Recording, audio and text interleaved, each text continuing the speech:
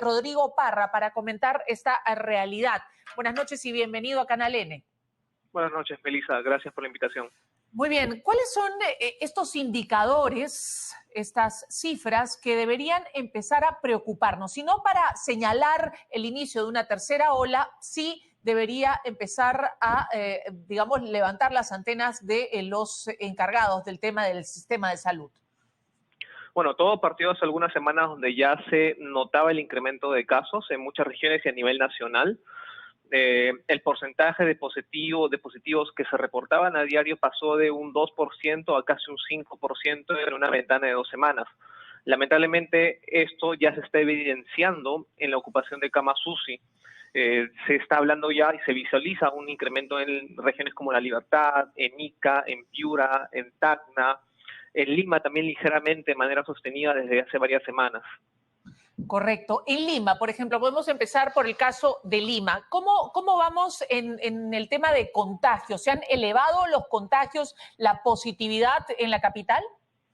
Sí, efectivamente, la positividad solamente en la última semana ha pasado de 2% a casi 5%, y es quien está elevando el promedio nacional al día de hoy de los casos que se reportan a diario. Ajá. Ahora, claro, pero suben o estos contagios se han elevado básicamente en personas que no han recibido las 2 dosis de la vacuna o no tienen ninguna dosis de protección. Correcto, entre 70 y 90% de los casos, tanto reportados a diario como también de la ocupación UCI, son de personas no vacunadas. En promedio nacional, creo que también comentaste el número, son 82% a nivel nacional, y son los no vacunados los que están generando ese incremento en mayor proporción. Correcto, sí, francamente preocupante. ¿Y qué pasa con el nivel de hospitalizaciones en Lima? El nivel de hospitalizaciones también ha aumentado, a diferencia de otras regiones como en el caso de Ica, te han comentado Piura. En el caso de Lima no se evidenció de manera abrupta. Lo que está pasando es que desde hace un mes la curva de crecimiento de hospitalizaciones está aumentando de manera moderada. Lamentablemente esto no está generando un síntoma de alerta como sí está pasando en otras regiones, pero sin duda alguna está aumentando también. Tenemos unos cuadros, me señala justamente Ricardo Tocuda, que podemos ir mostrando mientras comentamos precisamente estas cifras, cuadros elaborados por Rodrigo Parra, a ver si los podemos mostrar. Por ejemplo, el caso de Lima. Sí, en el caso de Lima, hace no más de un mes, la ocupación UCI era muy cercana a 400 camas como mínimo, y llegó a estar en casi 480. Ajá. En la gran imagen no se ve mucho la diferencia porque es un crecimiento muy moderado. Ajá. Pero este número es equivalente a todo lo que está aumentando en regiones como en Ica, como en Piura. Lamentablemente, como Lima es una ciudad sobrepoblada, no sentimos este aumento drásticamente. Exacto, correcto. Y ahora, ¿cuáles son las regiones más castigadas en cuanto, por ejemplo, ocupación UCI? Esto lo pregunto porque ya también la Defensoría ha dicho en Ica no hay camas UCI en este momento y se tiene que gestionar algún tipo de respuesta para que se habiliten nuevas camas UCI para atender a la población en Ica. Sí, para tener un marco de referencia, Ica en su peor momento durante la segunda ola se ocupaban casi 90 camas UCI. En el punto más bajo de esta segunda ola se llegaron a ocupar tan solo 20 y está llegando a ocupar nuevamente 40. Entonces estamos hablando que casi está llegando a la mitad del peor momento de la segunda ola. Se han reducido entonces las camas en Ica, o sea, si en el momento más álgido de la pandemia habían 90 camas ocupadas, camas UCI, ahora hay 40 y ya señalan que, por ejemplo, en el hospital regional de Ica no hay camas. Correcto. Lo que ha pasado en Ica, si vemos la curva, es que el crecimiento ha sido muy rápido, solamente en una ventana de 2 semanas. Es muy probable que el tiempo de respuesta no ha sido el suficiente para que puedan volver a implementar las camas que se tenían durante la segunda ola. Correcto. Ahora, ¿en qué otras regiones podemos evidenciar un incremento acelerado? Tumbes, por ejemplo, tiene un incremento, un pico importante ahora a fines de noviembre. Correcto. En Tumbes se están ocupando al día de hoy casi 15 camas de las menos de 5 que se llegaron a ocupar en el momento más bajo de este descenso de la segunda ola. y en el pico de la segunda ola fueron cerca de 20 camas las que se ocuparon. Es una región mucho más pequeña, pero sí se nota el crecimiento en estas últimas semanas. Y donde hay un intercambio justamente de extranjeros, ¿correcto? Que ingresan por la frontera y eso complica más el control de la situación, yo me imagino. Además de Ica, además de Tumbes, tenemos, por ejemplo, lo que está sucediendo en La Libertad. La Libertad y Tacna muestran también picos importantes de ocupación de camas UCI, si podemos ver los cuadros también. Sí, en el caso de La Libertad ya estamos hablando de que han duplicado la ocupación de cerca de 20 camas que se ocupaban hace unas 3 semanas, ya son cerca de 40 a 45 las que se están ocupando el día de hoy. Todavía, digamos, lejos del pico de la segunda ola, que eran más de 110 camas ocupadas, pero ya se está notando un incremento sostenido en las últimas 3 semanas. Correcto. Eso es en el caso de La Libertad. Y finalmente en Tacna, por ejemplo, que es una región que ha tenido un avance muy importante y rápido en cuanto a la vacunación. Sin embargo, está teniendo también problemas con la ocupación de camas UCI.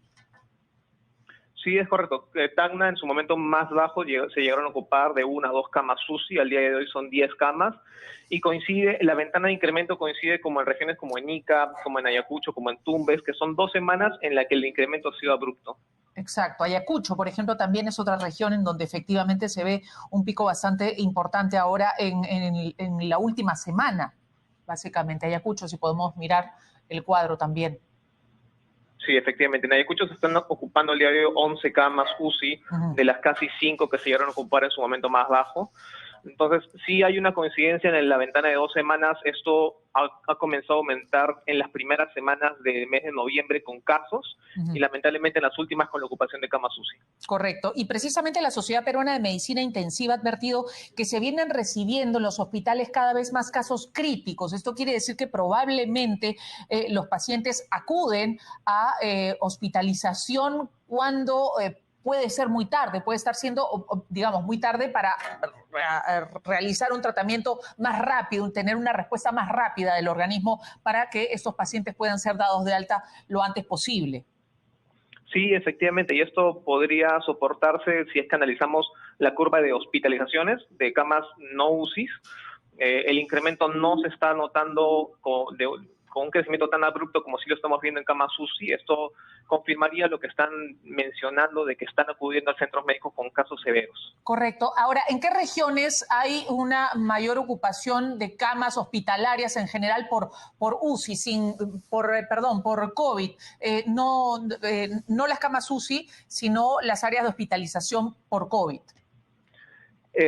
Donde se está dando el mayor incremento al día de hoy son las regiones justamente del norte, donde comenzaron a incrementarse los casos.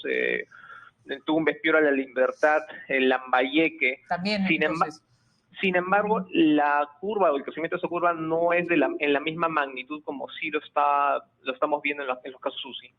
Ajá, correcto. Ahora, ¿qué pasa con el tema de la vacunación? ¿Cómo vamos en cifras? Yo entiendo que, bueno, el objetivo a fin de año es tener al 70% de la población vacunada y que a la fecha vamos en el 62%.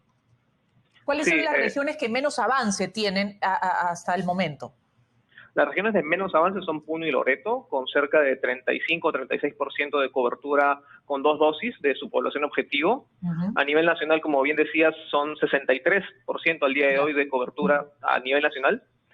Para lograr el objetivo de 80% a fin de año se tiene que mantener el ritmo de aplicación de vacunas que tenemos al día de hoy, que son cerca de 150.000 dosis entre primeras y segundas dosis para poder lograr el objetivo. Claro, y para ello probablemente habría que cambiar ya la estrategia, porque no se trata de vacunar ya necesariamente, no lo sé si en masa, pero sí llegar a las zonas a donde en este momento el sistema de salud no está llegando con la campaña de vacunación. Efectivamente, porque ya en este momento todas las personas mayores a 12 años tienen la capacidad de vacunarse. Hay todavía un grupo de rezagados incluso de 40 años a más, y es significativo. Entonces son personas que en todo ese tiempo lamentablemente o no han querido vacunarse, no tienen los medios, o hay que ver cuál es la situación particular en cada caso para que no puedan haberse vacunado. Muy bien. Muchísimas gracias a Rodrigo Parra, analista de datos, por estar esta noche con nosotros aclarándonos el panorama. Desde tu punto de vista, todavía no podemos hablar del inicio de una tercera ola. De este inicio de manera focalizada en estas regiones, lamentablemente, de manera generalizada, no es igual a la primera o segunda ola que hemos pasado, donde sí el incremento fue abrupto y exponencial, no solamente en camas, sino también de fallecidos. Muy bien, muchas gracias nuevamente, 9:49, vamos a la pausa y regresamos con más.